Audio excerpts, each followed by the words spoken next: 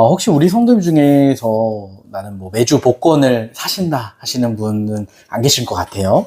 한 회사의 팀장이 인센티브를 굉장히 많이 받았대요. 그래서 기분이 좋아서 기념으로 직원들에게 로또 50장을 선물로 돌렸다고 합니다. 그런데 그중 하나를 받은 신입사원이 로또 1등에 당첨된 거예요. 그러니까 사회생활을 시작하자마자 퇴사의 기회가 찾아온 거죠.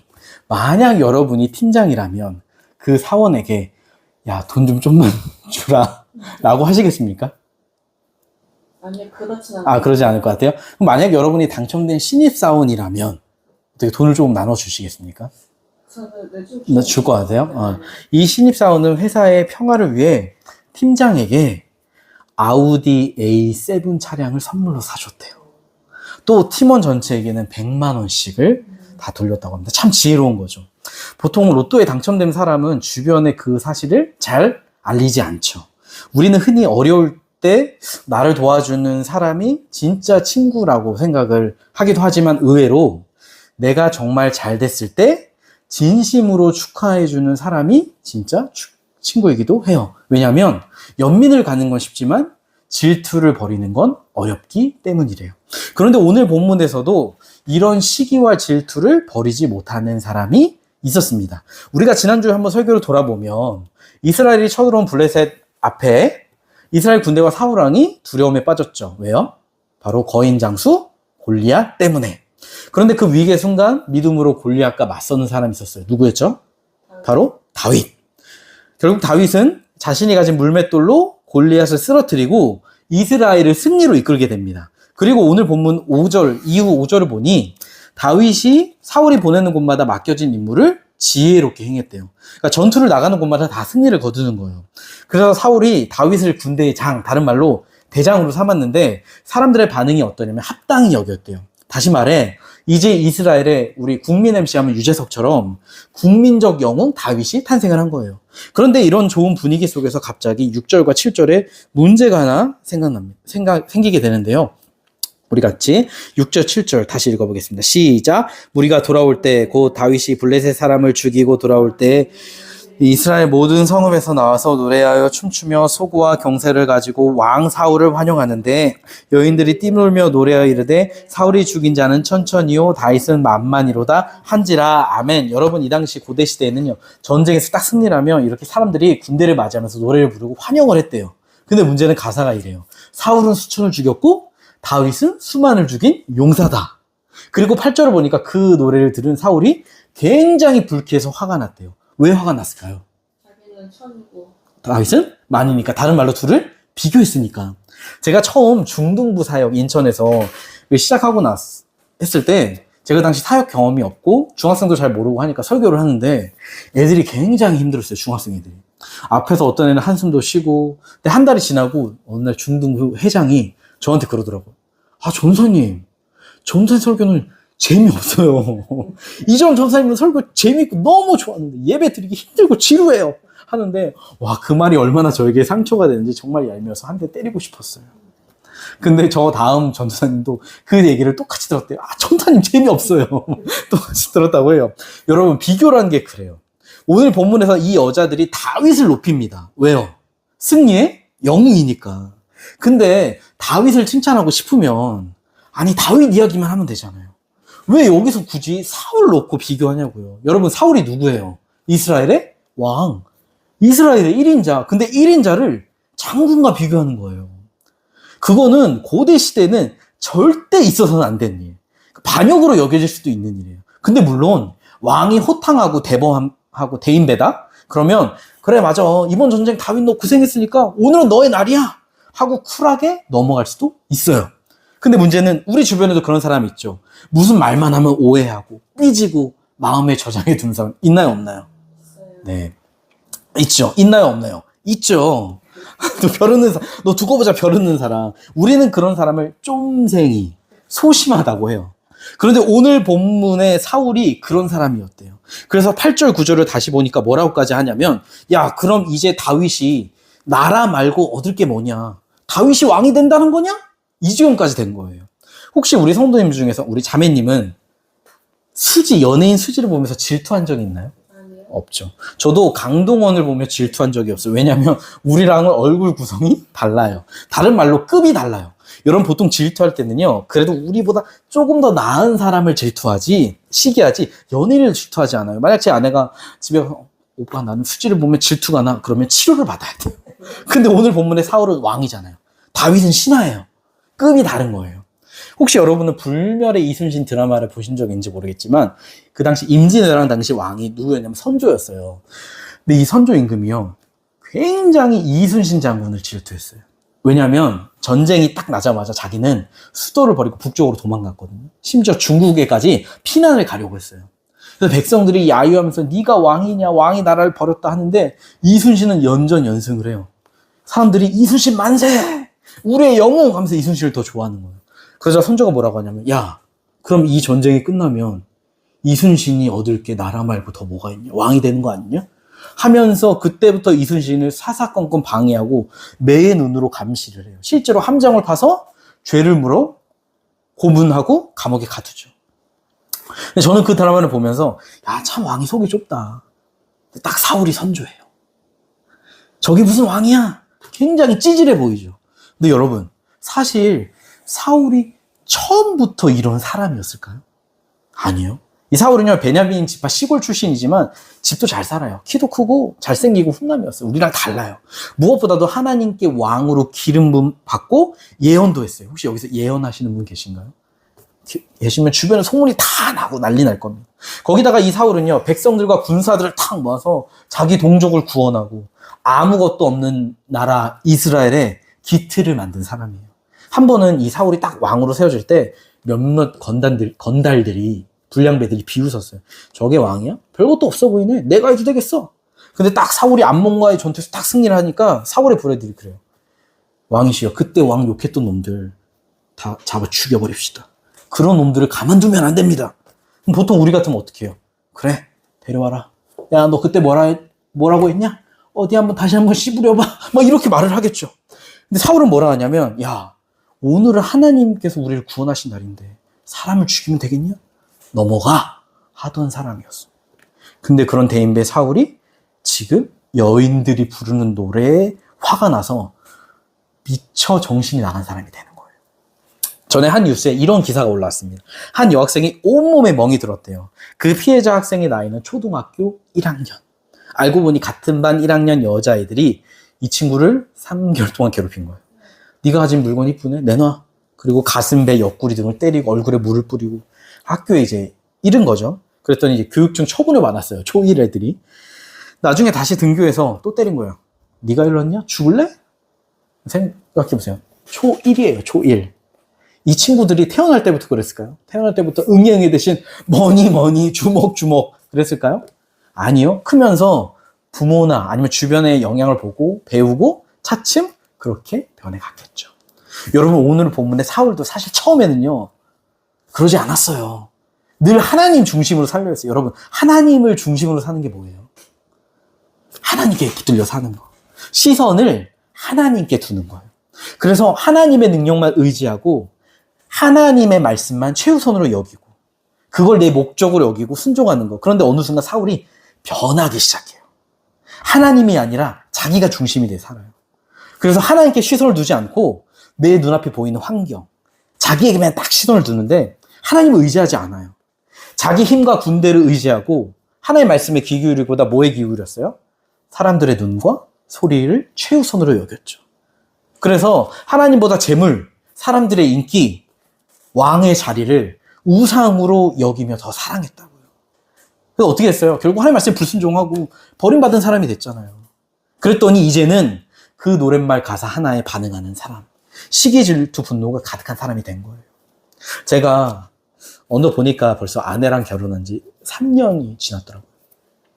주위 사람들 제가 처음에 아내랑 결혼할 때 저보고 결혼을 잘했대요.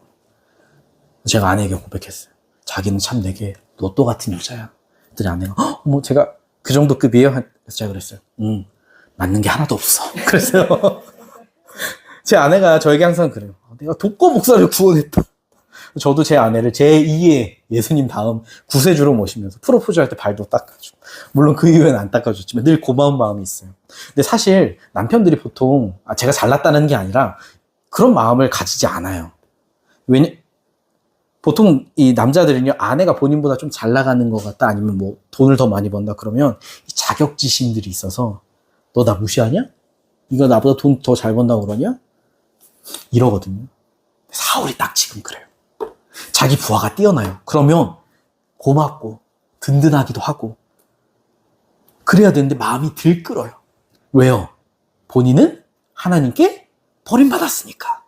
우리 앞에 사무엘상 15장 한번 28절을 보면, 앞에 조금만 넘기시면 사무엘상 15장 28절을 보면 이 구절이 있어요.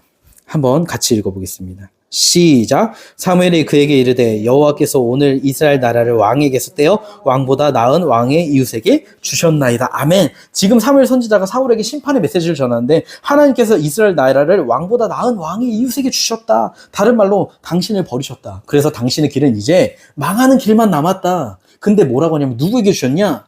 지금 왕보다 나은 사람이 누구예요? 다윗이잖아요. 자기의 이웃 다윗. 그러니 사울이 이스라엘 그 여인들의 노래를 들었을 때 무슨 생각했을까요? 야, 다윗이 그 놈이구나. 저 놈이 내 자리를 빼앗을 놈이구나. 그러니까 이 사울의 마음이 어때요? 하나님께 버림받았을 뿐만 아니라 저 다윗에게 그것마저 뺏긴다는 생각에 견딜 수가 없는 거예요. 사랑하는 성도님들, 우리 크리스찬들에게 가장 큰 비극이 뭘까요? 힘들. 뭐라고요? 맞아요, 빈거. 바로 하나님의 임재가 우리를 떠나는 거. 교회의 가장 큰 비극은 뭘까요? 돈이나 사람이 없는 게 아니고 하나님의 임재가 함께하지 않는 거. 왜요? 교회의 능력은, 그리스도의 능력은 뭐예요? 하나님의 생명이니까. 저는 항상 두려워요. 뭐가 두려운지 아세요? 제가 주님 없이 사는 인생이 될까 봐. 이 목회를 하는데 주님 없는 목회가 할까 봐 가장 두려워요. 여러분, 제가 늘 이야기하지만 하나님의 생명이 뭐예요? 하나님이 함께 하시는 게 뭐예요? 간단해요. 하나님이 나를 돌보시는 거예요. 내 기도에 응답하시는 거예요. 그 하나님의 인도하심이 실제 내 삶에 나타나는 거예요. 그래서 나의 삶의 필요가 공급되어지고 내 안에 하나님의 말씀이 탁 살아 숨쉬고 들려지고, 그래서 내가 주님이 주신 평안을 누리고 주님의 능력으로 죄를 이기고, 그렇게 한 걸음 예수님 따라가는 거. 근데 여러분, 제가 전에도 얘기했지만 만약에 사람의 몸에 생명이 없어요. 그럼 어떻게 돼요? 죽어요. 죽으면 시체가 어떻게 돼요? 썩어요. 부패하기 시작해요. 근데 우리도 그렇잖아요. 여러분, 오늘 본문의 사울처럼 주님의 임재가, 생명이 우리 안에 없으면 나타내는 첫 번째 특징이 뭐냐면 마음에 평안이 없어요. 만족이 없어요. 그래서 늘 불안해요. 그래서 내 마음을 채우기에 뭐를 하느냐? 여러분, 배가 고프면 뭘 먹어야 돼요? 밥이죠. 밥을 먹어야 속이 든든하고 건강해지잖아요. 근데 밥이 없으니까 뭘 먹는 줄 아세요? 저기 맛있는 초콜릿만 나는 흙 쓰레기를 먹는 거예요. 근데 처음에는 초콜릿 맛이 나니까 굉장히 맛있어요. 좀 배가 채워지는 것 같아. 근데 계속 먹으면 그게 배가 채워질까요? 건강해지지 못하겠죠. 왜냐면 영양분이 없으니까. 병이 나는 거예요. 근데 여러분, 이런 쓰레기들이 뭐예요? 오늘날 간단해요. 우리 마음에 하나님의 자리를 대신하려고 하는 것들. 뭐가 있을까요? 그런 게 사람들이 인정해주는 말들, 인기, 세상에서의 성공, 권력, 술, 담배 중독, 마약, 문란한 성관계, 내가 하나님보다 더 사랑하는 사람들. 또 요새는 가장 큰 게 뭐예요? 어른들, 부동산, 집이 있냐 없냐, 얼마짜리, 어디 지역 몇 평짜리 집이냐, 차는 뭐 타고 다니냐, 통장에 돈은 얼마나 있냐, 이런 걸 통해 우리가 배부르고 싶어 한다고요. 다른 말로 그거를 통해 안정감을 얻고 싶어 해요. 근데 문제는 이 세상에 있는 것들이 영원하냐고요. 영원하지 않죠. 늘 변해요. 콜라를 목마를 때 마시면 처음에는 목말름이 채워지는 것 같아요. 근데 아세요? 마시면 마실수록 더 목마르다는 거. 이 세상에 있는 것들은 우리에게 진짜 만족을 주지 못한다는 거. 여러분 그거 아세요? 요새는 초등학교에서도 마약 교육을 한대요. 하지 마라. 왜? 한 번까지 못 나오거든요. 어떤 사람이 있었어요. 형사. 마약을 담당하는. 잡은 사람만 수백 명이래요.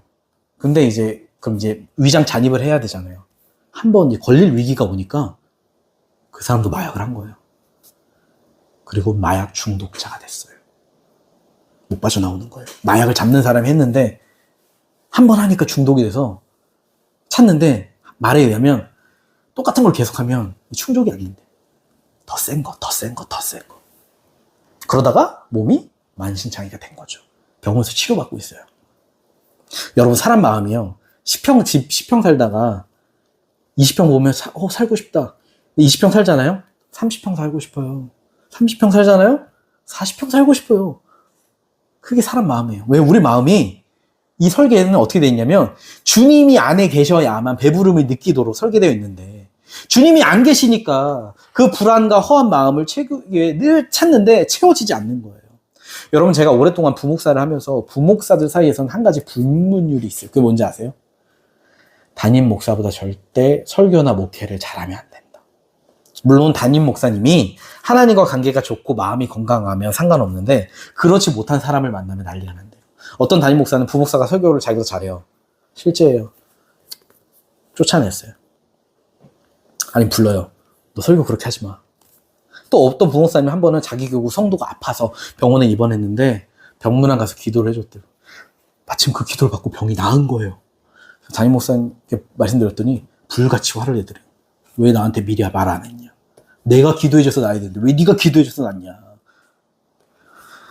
아니, 여러분, 부목사가 설교 잘한다고, 기도해줘서 병이 낫다고 그 부목사가 교회 담임 목사 자리를 뺏겠어요?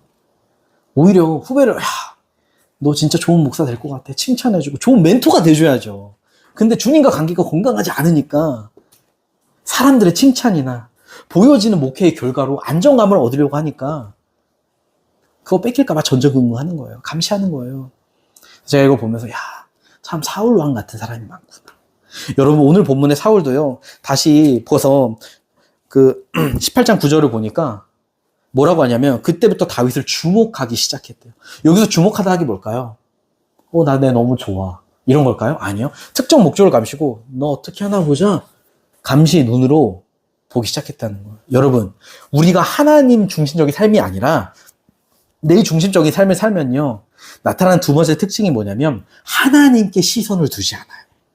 여러분, 우리가 하나님을 봐야, 하나님께 시선을 둬야 하나님 마음을 알 거 아니에요. 제가 이렇게 아내의 이렇게 얼굴을 봐야 이 아내가 나를 어떻게 생각하는구나 마음을 알 거 아니에요. 여러분, 우리가 하나님과 관계가 건강해야, 좋아야 하나님이 나를 어떻게 생각하시는지, 나에게 주신 하나님의 소명이 뭔지, 내 존재의 의미가 뭔지 알고 그걸 향해 다 달려갈 텐데, 주님을 안 보니까 뭐만 봐요? 눈앞에 보이는 것만. 그것만 보고 그걸 향해 달려가요. 여러분, 실제로 사울이요, 이 이후로부터 그의 인생 나머지를 뭐로 보내는 줄 아세요? 다윗 쫓아다니다 끝나요. 왜요? 다윗만 없으면 내 왕의 자리도 괜찮겠지. 다윗만 없으면 다시 자기가 사람들의 인기를 얻을 수 있겠지라고 생각했거든요. 그래서 자기에게 주신 소명 뭐예요? 왕이 뭐 하는 거예요? 이스라엘 백성들을 돌보고 이끌고 적으로부터 구원하고. 근데 그 소명을 다 잃어버리고 사람들의 평가, 시선, 인정이라는 욕망이 딱 사로잡혀서 그것만 보고 쫓는 인생이 된 거죠. 평생 남 시기 질투하며 불쌍한 인생이 된 거예요. 근데 혹시 우리도 그러고 있지는 않습니까? 여러분, 우리는 우리 삶에서 누구에게 시선을 두고 살아가세요? 우리는 우리 삶에서 어떤 소리에 귀를 기울이며 달려가고 계신가요? 여러분, 우리가 인생을 살다 보면 어쩔 수 없이 세상의 소리, 비교와 평가의 소리를 들어요. 제가 어릴 때만 하지라도, 지금은 안 그럴지 모르겠지만 학교 앞에 가면 게시판에 딱 기말고사 보고 나면 1등부터 꼴등까지 성적을 다 붙여놨어요. 요즘에는 인권 침해다, 그러기도 하지만. 그러니까 딱 다 등급이 매겨져요. 넌 1등, 2등, 3등, 4등. 제가 중학교 때 한 번은 반 1등을 했어요. 자랑이에요. 네요. 하니까 지각해도 선생님이 봐주더라고요. 안 때려요. 여러분, 이게 세상이에요. 사실 오늘 본문의 여인들의 노래요, 세상이 말하는 소리예요. 비교하는 거예요. 너 누구보다 공부 잘하냐? 누구보다 돈 많냐? 누구보다 외모가 좋냐? 근데 정말 안타까운, 세상은 그럴 수 있어요. 그게 당연해요. 그런데 문제는 오늘날 교회 안에서도 이런 소리가 가득하다는 거. 여러분, 오늘날 교회에서 좋은 목회자와 아닌 목회자의 기준이 뭘까요? 솔직히 말하면 내가 맡은 부서, 교구 사람들 얼마나 숫자로 부흥시켰냐.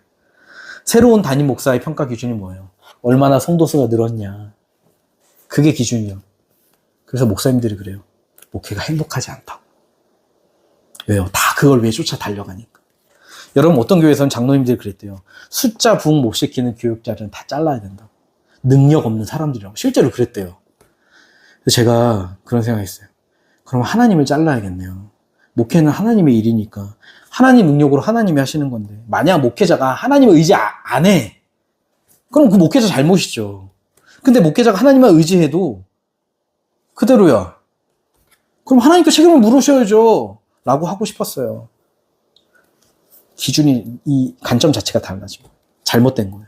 근데 여러분 이게 비계단 목회자들만 그래요? 아니요. 오늘날 교회 안에서도 어때요? 다 성도들 간에 서로 안에 평가와 기준, 비교가 다 있어요. 제가 청소년부를 오래 했죠. 청소년들.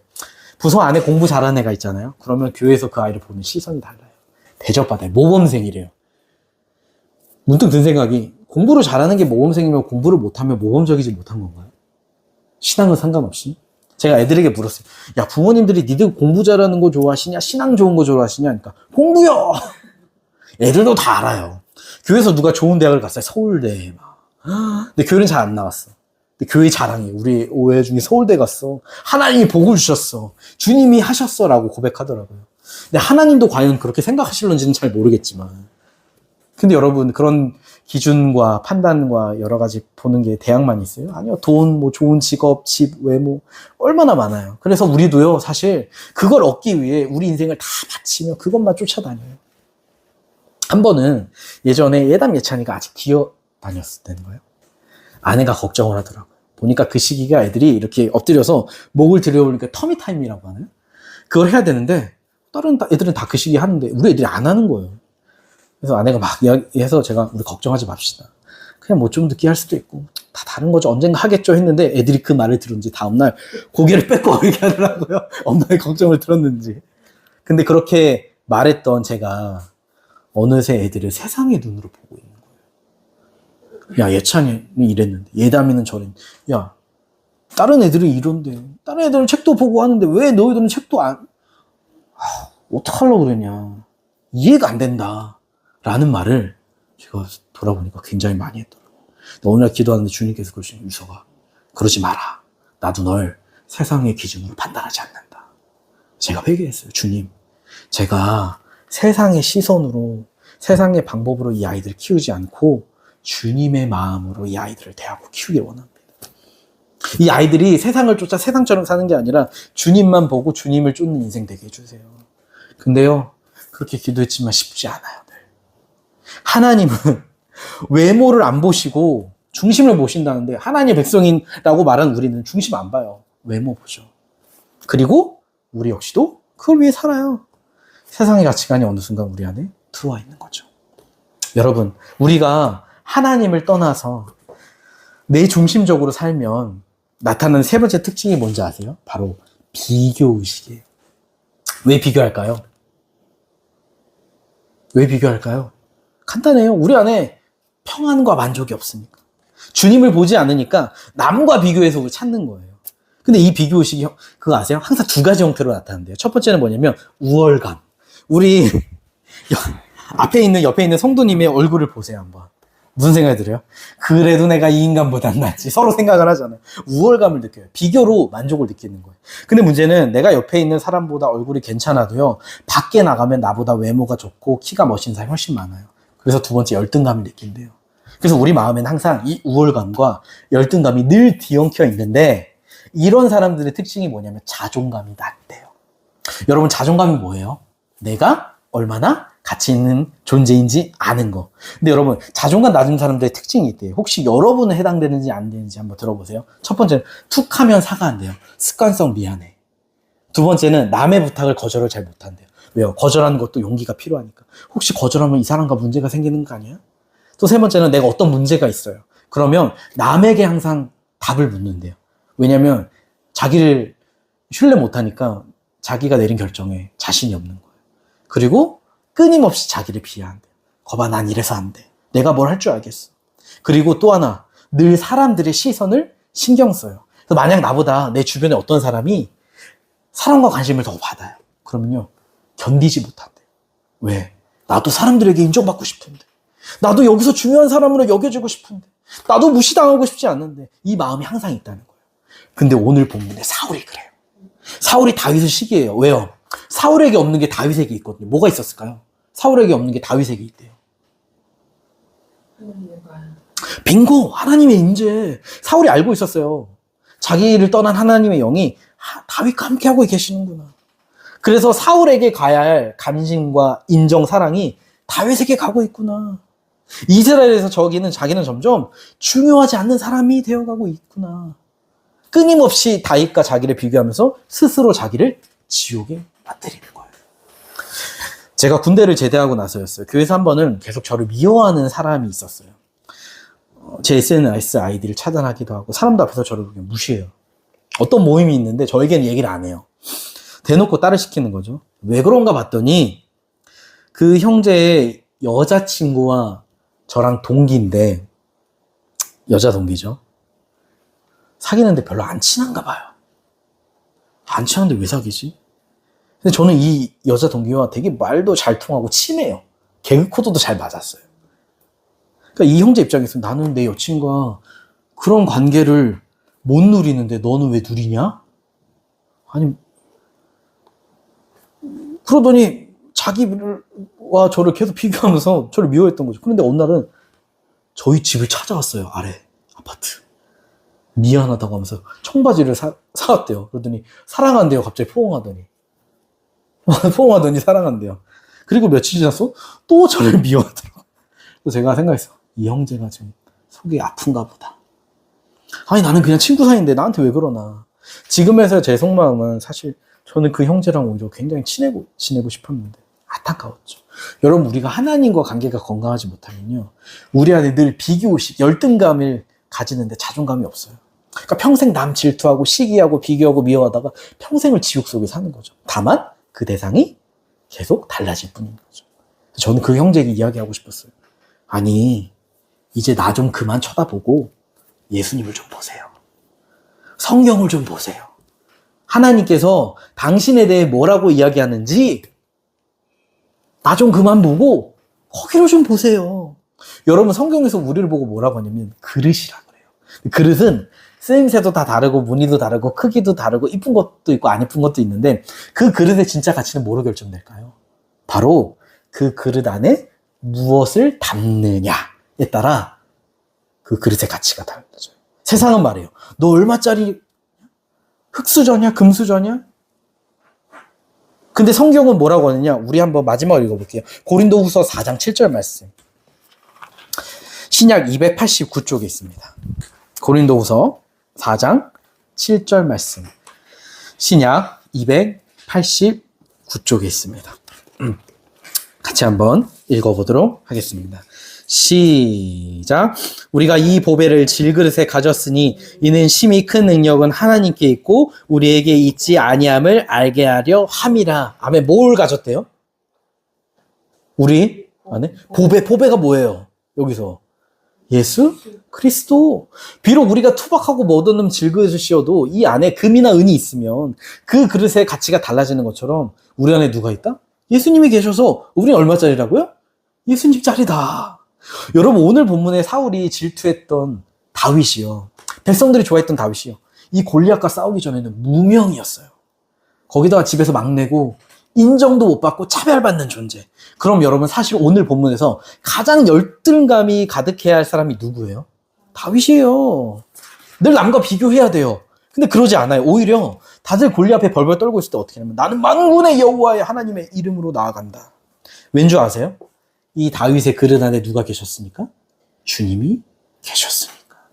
그래서 비록 사람들에게 인정받지 못하고 한다 하더라도 다윗은 안 거예요. 주님이 나와 함께 하신다.